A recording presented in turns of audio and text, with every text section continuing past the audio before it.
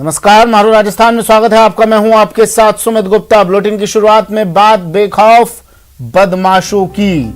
खबर कोटा से है। कोटा में कुछ बदमाशों के हौसले इतने बुलंद हो गए कि उन्होंने घर के बाहर खड़ी कार में तोड़फोड़ कर दी। वहीं पाली में तो जमीन के लिए एक परिवार के लोग आपस में ही भिड़ गए।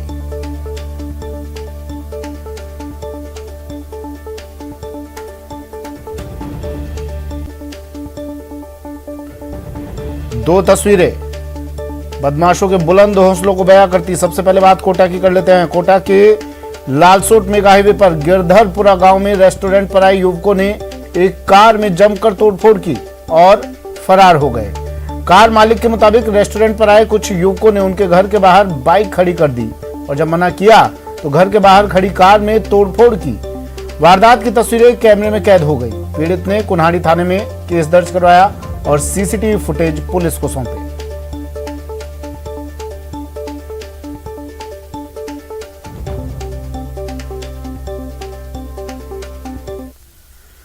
कोटा से शाकिर अली फोन लाइन पर जुड़ गए हैं। शाकिर, पूरा मामला क्या है? ये देखिए, ये कल रात का मामला है और ये लालसोट मेगा हाईवे का जो गिरधरपुरा क्षेत्र है वहाँ की घटना है। इसके पर जो रेस्टोरेंट है, उस रेस्टोरेंट में कुछ युवक आए थे और जो पास में मकान है, मकान मालिक ने जब बाइक्स लगाने के लिए मकान के आगे मना किया तो उनको इतना नागवार गुजरा कि वो बाद में दोबारा आए देर रात में और उन्होंने जो नई कार थी, बिल्कुल 7 दिन पहले ये कार खरीदी गई थी, उस कार में जमकर तोड़फोड़ की और मौके से फरार हो गए। जो पीड़ित जो है उन्होंने कुन्हाड़ी थाने में ये सीसीटीवी फुटेज भी दिया है, शिकायत भी दर्ज करवाई है, लेकिन फिलहाल जो है पुलिस को सफलता नहीं मिल पाई है। पुलिस सीसीटीवी के आधार पर आरोपियों की तलाश में जुटी हुई है, लेकिन कार में तोड़फोड़ जिस तरह से की गई है एक मामूली सी बात पर, इससे साफ जाहिर होता है कि युवकों में किस तरह से बेधड़क होकर के वो आए और उन्होंने जो है कार में जमकर तोड़फोड़ की। गनीमत ये रही कि जो जिस शख्स के साथ कहासुनी हुई थी वो घर से बाहर नहीं निकला और अन्यथा जो है वो युवक उस पर भी हमला कर देते। तो फिलहाल कुन्हाड़ी थाना पुलिस इस पूरे मामले की जांच कर रही है। सीसीटीवी फुटेज में जो तस्वीरें आ रही है युवकों की तलाश की जा रही है। आसपास के ग्रामीण इलाकों के वो बताए जा रहे हैं, क्योंकि मेगा हाईवे है और ये गिरधरपुरा जो गांव है कोटा बूंदी की सीमा से सटा हुआ गांव है, तो ऐसे जो है पुलिस जो है दोनों ही जिलों में के जो ग्रामीण क्षेत्र हैं आसपास के वहां पर तलाश कर रही है। ठीक है, शुक्रिया शाकिर तमाम जानकारी के लिए। तो मामूली सी बात पर विवाद इतना बड़ा कि इन गुस्साए युवकों ने कार में जमकर तोड़फोड़ की। इसके बाद ये तस्वीरें सीसीटीवी में कैद हो गई। पुलिस इन तस्वीरों के आधार पर इन युवकों की तलाश कर रही है।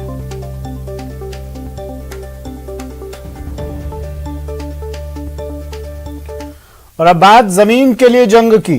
खबर पाली से है, जहां जमीन विवाद में एक परिवार के लोग आपस में भिड़ गए, जिसके बाद दे दनादन लाठियां चली।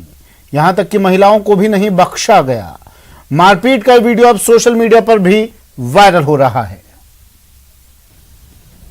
पाली से बेहद ही हैरान कर देने वाला एक वीडियो सामने आया है। इस वीडियो में कई लोग लाठी लेकर एक दूसरे पर हमला करते नजर आ रहे हैं। बताया जा रहा है कि पाली के रोहट थाना इलाके में जमीन को लेकर दो परिवारों की पुरानी रंजिश थी। इसी रंजिश में शनिवार को एक पक्ष के लोगों ने दूसरे पक्ष पर लाठी लेकर हमला कर दिया।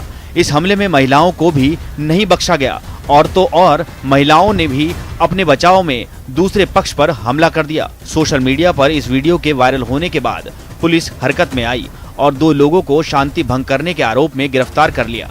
साथ ही जख्मी हुए 4 लोगों को बांगड़ अस्पताल में भर्ती भी कराया गया है। कोटा में चाकूबाजी की वारदातें थमने का नाम नहीं ले रही हैं। लोग अपनों के ही खून के प्यासे होते जा रहे हैं। कैथून थाना इलाके के अरंडखेड़ा इलाके में एक शख्स ने अपनी सास पर चाकू से ताबड़तोड़ वार कर घायल कर दिया। घायल शशिकला को एमबीएस अस्पताल में भर्ती करवाया गया है, जबकि आरोपी कपिल फरार है। बताया जा रहा है कि कपिल की पत्नी अक्सर अपने मायके में ही रहती है, जिसे लेने के लिए शनिवार को कपिल ससुराल आया था, लेकिन किसी बात को लेकर विवाद हो गया, जिसके बाद दामाद कपिल ने मंदिर में पूजा करने जा रही अपनी सास पर हमला कर दिया और चाकू मारकर उसे घायल कर दिया।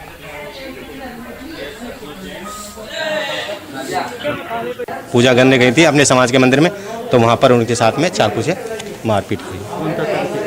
वो इनका जमाई कपिल जैन। क्या नाम था? कपिल जैन। अरंड उसका कैथून का चाकू से इनकी 4 जगह चोट हैं, दोनों कानों में है, कंधे पे है और गर्दन पर चोट है। शिकायत ली जा रही है और फिर थाने पर जाके मुकदमा दर्ज किया। आरोपी सर मौके से फरार हो गए। हाँ, मौके पे से फरार हो गए। सिरोही के स्वरूपगंज के रोहिड़ा गांव में आबकारी विभाग ने शराब तस्करों के खिलाफ बड़ी कार्रवाई की है। विभाग ने छापा मारकर शराब से भरे 6 ट्रक और 8 लग्जरी कार जब्त की। टीम ने इस मामले में करीब 10 लोगों को हिरासत में लिया है। बताया जा रहा है कि यहां से काफी दिनों से शराब की तस्करी कर गुजरात भेजा जा रहा था।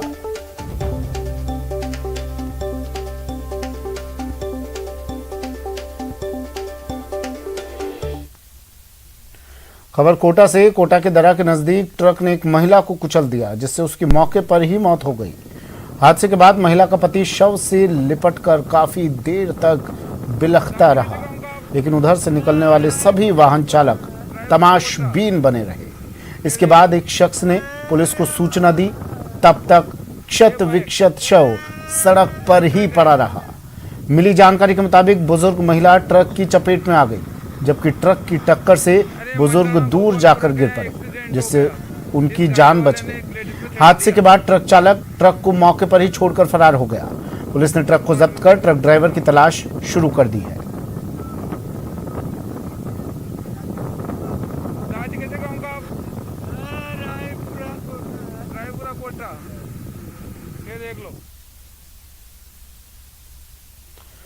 और अब खबर झुंझुनू से, जहां दहेज के दानों ने एक महिला को छत से धकेल दिया। मौत के मुहाने पर खड़ी नजमा का अस्पताल में इलाज चल रहा है, लेकिन सवाल यह है कि नजमा को न्याय कब मिलेगा।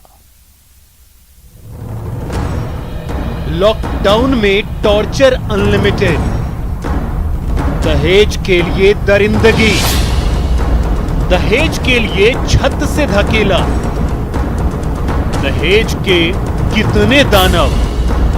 आदमी मारी आदिल दिग बाद मन दूसरा आदमी और मारी सुबह ननद और सासू घीस कर लेकर और मन धक्का मार दिया। हाथ पर लेकर गई घसीट कर और फिर मन धक्का मार दिया। ये आंसू हैं जो गंगा जमुना की तरह बहते जा रहे, आंसू हैं जो ससुराल में मिले हर सितम को बयां कर रहे हैं। ये आंसू ही तो हैं जो बह तो रहे हैं, पर ससुराल में दहेज के लिए हुई दरिंदगी की हर कहानी बयां कर रहे हैं। मेरा आदमी मारी आदिल दिग बाद मन दूसरा आदमी और मारी सुबह दिग बाद मन सही गोली गोड़ का पूरा पत्ता का पत्ता और 6 बजे मन दे दिया। देखकर ननद और सासू घीस कर लेकर और मन धक्का मार दिया। छात पर लेकर गई घसीट कर और फिर मन। अब पूरी कहानी समझ लीजिए। झुंझुनू की नज़मा को अपने ससुराल में मिले हैं तो बस दर्द दर्द और दर्द, और वो भी दहेज के लिए। दहेज के लिए मारा पीटा गया, दहेज के लिए ही घर से निकाला गया और फिर घर लेकर आए तो एक बार फिर दहेज के लिए ही छत की सीढ़ियों से धकेल दिया गया।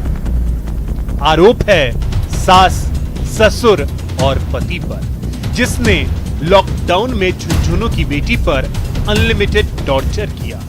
मेरी सासू का नसीम नाम, मेरी ननद का आयशा नाम, मेरे ससुरा का अब्दुल्ला नाम, मेरा आदमी का आदिल नाम। तो क्यों मारा पिटी करते थाने पे? मैंने मारा पिटी करी, 2 साल से मारा पिटी करता वो मेरे साथ। क्यों?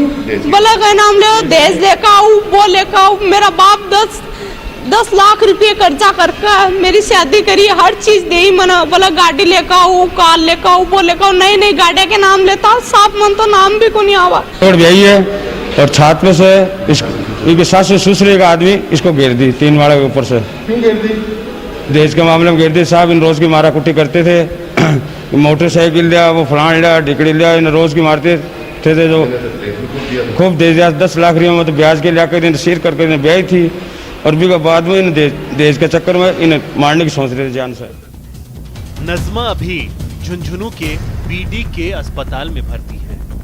मौत के मुहाने पर है, अपने 3 महीने के बेटे से दूर है, जो अभी भी ससुराल वालों के पास है, लेकिन उसे उम्मीद है कानून पर और पुलिस भी कह रही है नज़मा को न्याय जरूर मिलेगा। सासू ननद नशा की गोली गोल का देखा, फिर घीस के लेकर गई ऊपर, पीछे इतनी जोर से पटकी मना दम करके, पीछे मेरे घर का के खिलाफ बुलाई मना पिटी के तो बोल तेरे घर का के खिलाफ बोल, मैंने इतनी जोर जोर से टोकरा की, झाड़ू की, इतनी जोर जोर से मारी मैंने मेरा बच्चा भी को नहीं दिया। 3 साल हो गए मेरे बच्चा ने, 3 महीना काम रखा था मेरे बच्चा ने, मेरे से दूर कर का परिवादिया का ससुराल नवलगढ़ है, तो उसके साथ उन्होंने मारपीट होना बताया है और उसके दहेज के लिए प्रताड़ित करना बताया है। तो जो भी नियमानुसार जो भी कार्रवाई, इसमें अनुसंधान जारी है और नियमानुसार जो कार्रवाई की जाएगी वो अमल में ली जाएगी। मामला महिला थाने तक पहुंच गया है, लेकिन सवाल है कि आखिर नज़मा को न्याय कब मिलेगा। कई दिन से मारपीट हो रही है, दहेज की मांग की जा रही है और उसे मारपीट कर छत की सीढ़ियों से धक्का दे दिया। अब ये बेटी मौत और जिंदगी के बीच झेल रही है। कैमरा पर्सन मोहसिन के साथ इम्तियाज भाटी, न्यूज़ 18 झुंझुनू। कोरोना के मामले कम जरूर हुए हैं, लेकिन मौतों का सिलसिला नहीं थम रहा। सवाल यह है कि इसके पीछे एक बड़ी वजह क्या अस्पतालों में बढ़ती जा रही लापरवाही है। दौसा जिला अस्पताल में जो हुआ उसे देखकर तो ऐसा ही लग रहा है। डेंडान गांव की कोविड मरीज रुक्मणी बैरवा दौसा जिला अस्पताल की इमरजेंसी में भर्ती थी। ऑक्सीजन का स्तर गिरकर 50 हुआ तो इलाज करने के बजाय उसे जयपुर रेफर कर दिया। यहां तक तो फिर भी ठीक था। हद तो तब हुई जब इस कोविड मरीज को बिना ऑक्सीजन सिलेंडर के ही परिजनों को सौंप दिया। न स्ट्रेचर उपलब्ध करवाई, न ट्रॉली में। इस दौरान मरीज का ऑक्सीजन स्तर और गिरने लगा और हालत खराब हो गई। परिजन किसी तरह स्ट्रेचर का बंदोबस्त कर मरीज को एम्बुलेंस तक लाए और तुरंत एम्बुलेंस में शिफ्ट किया, जिसके बाद उसे जयपुर ले जाया गया, जहां उसका इलाज जारी है। दौसा जिला अस्पताल की इस बड़ी लापरवाही से मरीज की जान भी जा सकती थी। ऐसे में परिजनों में काफी आक्रोश है। डेंडान से आए थे, इमरजेंसी वार्ड में भर्ती कराया था, फिर महिला वार्ड में दे दिया उनको। लेके आए थे जब 55 था आइसोलेशन, अब उनका 50 रहा था। ऑक्सीजन नहीं था, ऑक्सीजन वो नलकी वाला लगा रखा था, फिर सिलेंडर की व्यवस्था करी थी, तब जाके उन्होंने रेफर कर दिया जयपुर के लिए। परेशानी है, इसको सांस का प्रॉब्लम था तो घर से यहाँ गाड़ी में लेके आए, यहाँ सुबह इमरजेंसी में वो कर दिया, जब बाद में नली की लगा दी, सिलेंडर के लिए ढूंढते रहे, सिलेंडर के लिए लेट हो गए, तो उसके बाद ये प्रॉब्लम बढ़ती गई, बाद में रेफर कर दिया उन्होंने जयपुर के लिए। वार्ड के यहाँ से कोई साथ में भी नहीं है, हम ही कहीं से रेडी का जुगाड़ करके बिगर सिलेंडर के एम्बुलेंस तक लेके आए। पेशेंट क्रिटिकल है, उसको ऑक्सीजन की कमी है, सैचुरेशन डाउन हो रहा है इसका, और विदाउट ऑक्सीजन के इसको नीचे भेजा गया है। कोई वार्ड बॉय नहीं आया, पेशेंट के अटेंडर खुद साथ लाए हैं इसको। दौसा से सहयोगी आशीष हमारे साथ फोन लाइन पर जुड़ गए हैं। आशीष, दौसा की तस्वीरें रूह कपा देने वाली तस्वीरें हैं। आशीष, ये क्या बीत रही होगी इनके परिजनों पर? ये वही डॉक्टर है ना आशीष, जिन्हें हम लोग धरती के भगवान टाइप का कुछ कहते रहते हैं। ऐसे होते हैं धरती के भगवान? बिल्कुल सुमित, बहुत बड़ी लापरवाही इसको कह सकते हैं, क्योंकि 20 दिन पहले जब स्थिति बिल्कुल ऑक्सीजन नहीं थे, बेड नहीं थे, तब इस तरह के दृश्य यदि आते थे तो उनको सहन कर लिया जाता था। लेकिन वर्तमान में बिस्तर भी हैं, ऑक्सीजन भी है, उसके बावजूद भी इतनी बड़ी लापरवाही, इस मरीज को जयपुर रेफर किया जा रहा है, जबकि यहाँ पर पर्याप्त सुविधाएं हैं, बिस्तर है, ऑक्सीजन कंसंट्रेटर है, सब कुछ सुविधाओं होने के बावजूद भी इसको पहले जयपुर रेफर किया जाता है।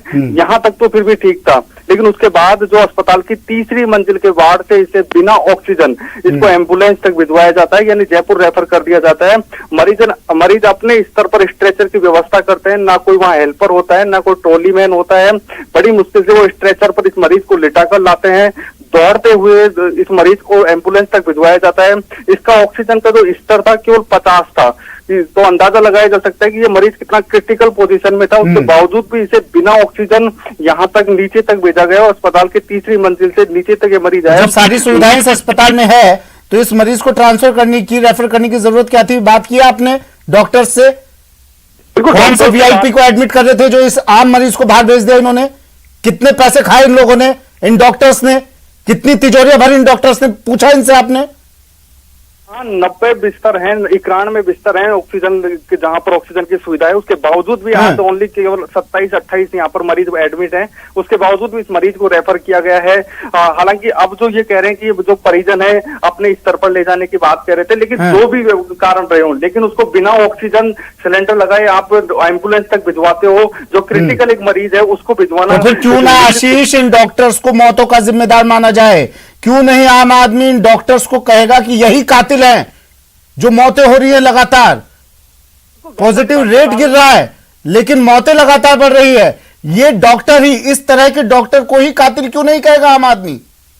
बिल्कुल निश्चित रूप से ये एक कातिलाना कार्य किया गया है। हालांकि अभी तक जो मरीज है, जो जयपुर इसको भेजा गया है, लेकिन इतनी क्रिटिकल पोजीशन में जो मरीज की जिंदगी के साथ खिलवाड़ किया गया है अस्पताल प्रशासन द्वारा, पहले भी इस तरह के दृश्य देखने को मिले। ठीक है, शुक्रिया आशीष। लेकिन सवाल यही कि अगर इस मरीज को कुछ हो जाता तो जिम्मेदारी कौन लेता? क्योंकि डॉक्टर्स तो सफेद पोश पहनकर खुद को खुदा से कम नहीं समझ रहे हैं, लेकिन ये तस्वीर इन डॉक्टर्स की कार्यशैली पर सवालिया निशान लगाती है। खबर झुंझुनू से। झुंझुनू में 5 दिन बाद 18+ का वैक्सीनेशन शुरू हुआ। जिले के सभी सीएचसी और शहर में 2 जगह वैक्सीनेशन किया जा रहा है। वैक्सीन लेने के लिए लोगों में काफी होड़ दिखी। बड़ी संख्या में लोग सेंटर पहुंचे, लेकिन ये तस्वीरें देखिए किस तरह अफरा तफरी का माहौल बन गया। आलम यह हो गया कि मौके पर पुलिस को बुलाना पड़ा। फिर पुलिस ने लाइन लगवाई, तब जाकर स्थिति थोड़ी नियंत्रण में आई। झुंझुनू से इम्तियाज भाटी फोन लाइन पर जुड़ गए हैं। इम्तियाज, वैक्सीन लगवाने के लिए ये लोग यहां पहुंचे थे या फिर संक्रमण बढ़ाने के लिए? व्यवस्थाएं क्यों नहीं नजर आ रही हैं इस तरह के सेंटर्स पर? ये झुंझुनू की बात नहीं है इम्तियाज, प्रदेश भर से ऐसी तस्वीरें आ रही हैं। क्यों नहीं व्यवस्था बनाते हैं ये लोग? सुमित, हम झुंझुनू की बात करें तो झुंझुनू में आज करीब 15 स्थानों पर वैक्सीनेशन किया जा रहा है और हर जगह जो 18+ की वैक्सीनेशन है वो हो रही है। तो सभी सेंटर पर ये हालात है कि हजार जो लोग हैं, युवा है, वो मौके पर पहुंच रहे हैं। पूरी अव्यवस्था फैली हुई है, कहीं भी कोई लाइन भी पुलिस पहुंच कर लगवा रही है। तो ना कोई डिस्टेंसिंग, ना सोशल डिस्टेंसिंग नजर आ रही है, ना कोई पुलिस प्रशासन है, ना कोई प्रशासन है और ना ही कोई चिकित्सा विभाग ने ऐसा किया है। जबकि WHO की भी गाइडलाइन है कि 2 फीट की दूरी पर गोले बनाकर वैक्सीनेशन किया जाए, लेकिन झुंझुनू में कहीं भी ऐसा नजर नहीं आ रहा है। ये झुंझुनू का बसंत विहार का सेंटर है जो सिटी के बीच में है। वहां पर इतनी भीड़ है कि कम से कम 500 मीटर की जो दूरी है उस पे लाइन लगी हुई है। कम से कम 1500 लोग वहां पर मौजूद है और पुलिस की व्यवस्था की गई है। इसके बाद ही यहाँ पर लाइन लगी है। ठीक है, शुक्रिया इम्तियाज। जिम्मेदारी इन लोगों की भी है जो यहाँ पर भीड़ के रूप में एकत्रित हो गए हैं और जिम्मेदारी अस्पताल प्रशासन की भी है, उन लोगों की भी है जिन्होंने यहाँ पर वैक्सीन सेंटर खोला है। व्यवस्थाएं बनाए रखने का कम से कम, क्योंकि यहाँ पर एंटी कोरोना डोज दी जा रही है, वैक्सीन दी जा रही है, ना कि कोरोना बांटने के लिए इन लोगों को यहाँ बुलाया है।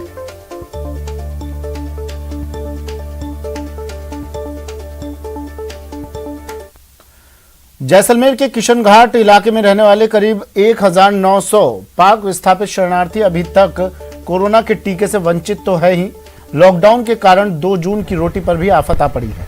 दरअसल इन लोगों के पास आधार कार्ड नहीं है, जिसके कारण इन्हें वैक्सीनेशन का लाभ नहीं मिल पा रहा है। हालांकि केंद्र सरकार ने तो अब बिना आधार कार्ड के भी वैक्सीन को मंजूरी दे दी है। इसके साथ ही आधार कार्ड नहीं होने से इन परिवारों को सरकार की किसी आर्थिक योजना या खाद्यान्न सुरक्षा का भी लाभ नहीं मिल पा रहा। वहीं सीमा जन कल्याण समिति इसे लेकर लगातार आवाज उठा रही है। हाईकोर्ट में एक रिट लगवाई गई थी। उस हाईकोर्ट की रिट के आधार पर ही केंद्र ने भी उत्तर दिया है और स्टेट ने भी उत्तर दिया है कि किसी प्रकार के कोई डॉक्यूमेंट्स की आवश्यकता नहीं है और तुरंत ऐसे जो नागरिक विस्थापित विशेष तौर पर हैं उनको वैक्सीनेशन का काम शुरू किया जाए। ये अनाज का भी एक संकट इनके सामने है, रोजी रोटी का भी। ये रोजी रोटी ठीक से मिले उसके लिए सरकार का कोर्ट के माध्यम से हमने एक प्रयत्न सीमा जन कल्याण समिति की तरफ से प्रयास किया है। कोरोना काल में प्रदेश की सरकार लगातार कोशिश कर रही है कि कोई भूखा ना सोए और इसके लिए वो कोशिश भी कर रही है, लेकिन मदद धरातल तक पहुंच नहीं पा रही। चित्तौड़गढ़ के भोई खेड़ा में 17 साल की घर की कमाने वाली बेटी की मौत के बाद परिजन दाने दाने को मोहताज हैं। हालत ये हो गई है कि परिवार का 15 साल का नाबालिग मजदूरी करने को मजबूर है। फिलहाल एक संस्था ने परिवार के खाने पीने की व्यवस्था की है। वहीं संस्था की संचालक बताती हैं कि उन्होंने इस बारे में जिला कलेक्टर से भी संपर्क किया था, लेकिन कोई मदद नहीं मिल पाई। तुझे चाहिए था, मैं अभी कमटाने दे रहा हूँ, जैसा हो रहा है ऐसा कर रहा हूँ। पहले दीदी क्या करती थी? दीदी काम पे जाती है। कितने साल की थी दीदी जब देती? 17-18 साल की। पापा कितने समय से बीमार है? वो टाइम हो गया। पापा कोई काम नहीं कर पाते? ये मैंने प्रशासन से करीब 2 बार जाके इस कोरोना स्थिति में मैं उस बेटी को ले गई और मैंने प्रशासन से अवगत कराया कि आप इसे खाद्य सुरक्षा में या जो भी जो राशन में जो भी सुविधा होती है वो इनको सुविधा करवाए, लेकिन उसमें कोई प्रशासन द्वारा सहयोग नहीं मिला और ये बच्चे आज भी वंचित है उससे। अब राशन की व्यवस्था आपने कैसे की है?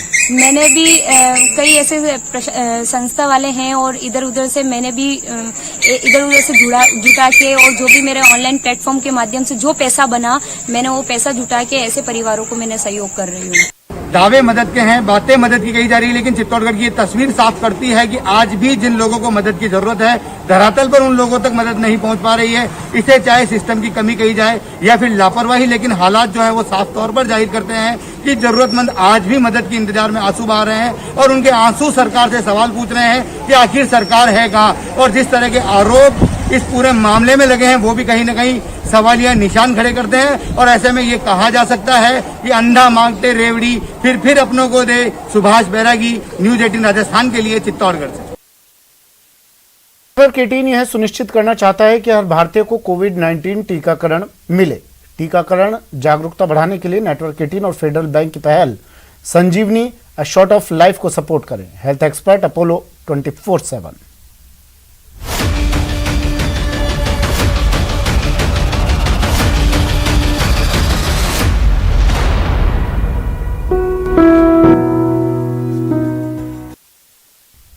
और चलिए अब आपको बताते हैं वैक्सीनेशन के लिए कोविन ऐप पर कैसे रजिस्ट्रेशन करवाएं। आसान है रजिस्ट्रेशन, आसान है वैक्सीनेशन। सबसे पहले कोविन ऐप या cowin.gov.in वेबसाइट पर अपने मोबाइल नंबर को OTP के जरिए रजिस्टर या साइन इन करें। फिर वैक्सीनेशन के रजिस्ट्रेशन के लिए फोटो ID और अपने बाकी डिटेल्स डालकर रजिस्टर पर क्लिक करें। अब स्क्रीन पर आपका रजिस्ट्रेशन डिटेल्स दिखेगा, जिसके नीचे शेड्यूल नाउ बटन पर क्लिक कर अपने एरिया पिन कोड या डिस्ट्रिक्ट के नाम से सर्च करने से सरकारी और प्राइवेट वैक्सीनेशन सेंटर के डिटेल्स दिखेंगे, जिसमें से अपनी सहूलियत से सेंटर और डाटा सिलेक्ट कर अपने वैक्सीनेशन का अपॉइंटमेंट बुक कर सकते हैं।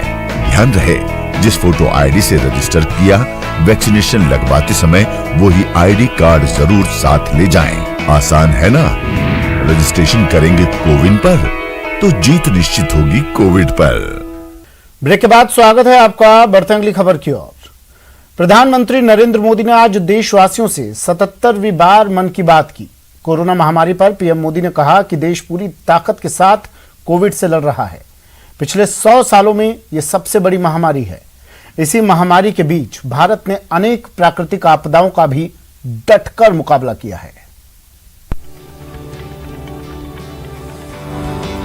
प्रधानमंत्री नरेंद्र मोदी ने 77वीं बार आकाशवाणी से मन की बात कार्यक्रम के दौरान कहा कि देश पूरी ताकत के साथ कोविड से लड़ रहा है। पिछले 100 सालों में ये सबसे बड़ी महामारी है। इसी महामारी के बीच भारत ने अनेक प्राकृतिक आपदाओं का भी डटकर मुकाबला किया है। इस दौरान चक्रवात, अम्फान, निसर्ग, अनेक राज्यों में बाढ़ आई, अनेक भूकंप आए, भूस्खलन आए। पीएम मोदी ने मन की बात में ये भी कहा कि कोरोना काल में चक्रवात से प्रभावित हुए सभी राज्यों के लोगों ने साहस का परिचय दिया है। सभी लोगों ने इस संकट की घड़ी में बड़े धैर्य के साथ, अनुशासन के साथ मुकाबला किया है। विपदा के इस कठिन और असाधारण परिस्थिति में साइक्लोन से प्रभावित हुए सभी राज्यों के लोगों ने जिस प्रकार से साहस का परिचय दिया है, इस संकट की घड़ी में बड़े धैर्य के साथ, अनुशासन के साथ मुकाबला किया है, मैं आदरपूर्वक, हृदयपूर्वक सभी नागरिकों की सराहना करना चाहता हूं। पीएम मोदी ने यह भी कहा कि केंद्र, राज्य सरकार और प्रशासन सभी एकजुट होकर आपदा का सामना करने में जुटे हैं। पीएम मोदी ने ऑक्सीजन सप्लाई में भारतीय रेलवे के योगदान की भी इस कार्यक्रम में चर्चा की और कहा कि ऑक्सीजन एक्सप्रेस के जरिए सड़क पर चलने वाले टैंकर से ज्यादा ऑक्सीजन तेजी से कहीं ज्यादा मात्रा में देश के कोने कोने तक पहुंचाई गई है। ऑक्सीजन के ट्रांसपोर्टेशन को आसान करने के लिए भारतीय रेल भी आगे आई है। ऑक्सीजन एक्सप्रेस, ऑक्सीजन रेल ने सड़क पर चलने वाले ऑक्सीजन टैंकर से कहीं ज्यादा तेजी से, कहीं ज्यादा मात्रा में ऑक्सीजन देश के कोने कोने में पहुंचाई। वहीं मुख्यमंत्री अशोक गहलोत ने केंद्र सरकार पर निशाना साधा है बढ़ती महंगाई, पेट्रोल डीजल की बढ़ती कीमतों को लेकर। लिखा उन्होंने, कहा कोविड महामारी में पेट्रोल डीजल की कीमतें लगातार बढ़ाकर आम जन को मुश्किल में डाल रही है मोदी सरकार। अंतर्राष्ट्रीय बाजार में कच्चे तेल की कीमत कम होने के बावजूद पेट्रोल डीजल की कीमत लगातार बढ़ रही है। कई राज्यों में पेट्रोल के दाम 100 रुपए लीटर से अधिक हो गए हैं।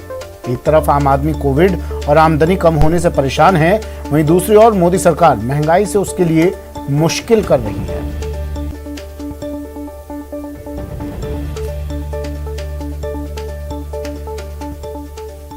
मोदी सरकार के 7 साल पूरे होने पर प्रदेश बीजेपी अध्यक्ष सतीश पूनिया ने आमेर के जरूरतमंदों को खाद्य सामग्री बांटी। पूनिया ने सेवा को ही बीजेपी का परम लक्ष्य बताया। गौरतलब है कि मोदी सरकार के 7 साल पूरे होने के उपलक्ष्य पर बीजेपी सेवा ही संगठन अभियान के तहत देश के लगभग 1 लाख गांवों में कोविड से संबंधित विशेष राहत और बचाव अभियान चला रही है। इसी कड़ी में प्रदेश के 10,000 गांवों में सेवा कार्य किए जा रहे हैं।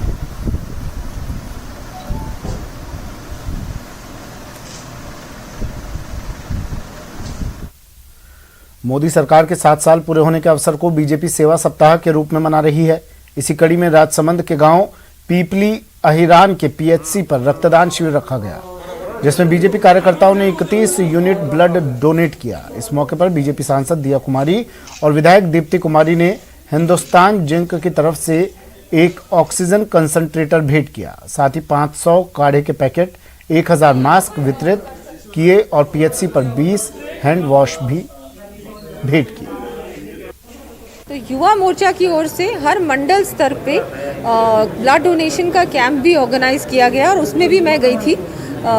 तो वैसे ही बहुत सारे और कार्यक्रम है, हमने काढ़ा वितरण भी किया और सेवा के बहुत सारे कार्य हैं जो हमारे कार्यकर्ता लगातार करते आए हैं और आगे भी करेंगे। ये जो 2 वर्ष है प्रधानमंत्री जी के, मोदी सरकार के, ये 2 वर्ष को हम सेवा ही संगठन के कार्यक्रम के माध्यम से ही मना नहीं रहे हैं। लोगों की सेवा करने हमको ये कार्य दिया गया है कि आपको सेवा करनी है, मदद करनी है किसी की भी।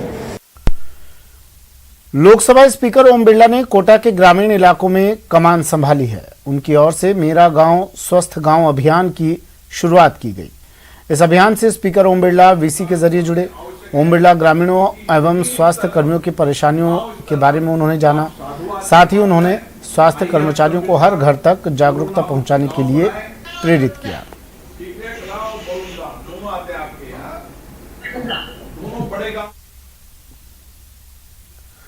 बीकानेर दौरे पर आए केंद्रीय मंत्री अर्जुन राम मेघवाल ने आज गंगा शहर के जरूरतमंदों को राशन बांटा। मंत्री मेघवाल ने कहा कि केंद्र सरकार ग्रामीण क्षेत्रों में चिकित्सा व्यवस्था को दुरुस्त करने का प्रयास कर रही है और इसमें कोई कमी नहीं आने दी जाएगी। संवाददाता विक्रम जगरवाल ने मंत्री मेघवाल से की बात। मेघवाल बीकानेर दौरे पर हैं और वह लगातार ग्रामीण क्षेत्रों में जाकर सीएससीज और पीएससीज का निरीक्षण भी करेंगे।